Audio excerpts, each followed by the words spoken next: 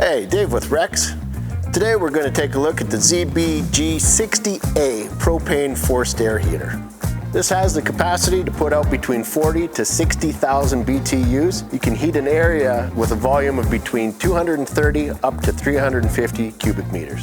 This unit is very quick and easy to set up, it's portable, and if you've got some sort of cold outdoor space where you need to do some work in, you want to heat it up quick, this will do the job.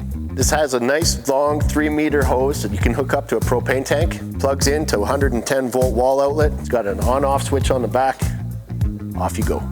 Safety has been taken into consideration with these units. It's got an overheat auto shut-off protection and a flame failure protection as well. So if anything goes wrong, it's going to take care of you and keep you safe. Once again, 40 to 60,000 BTUs output from this little guy.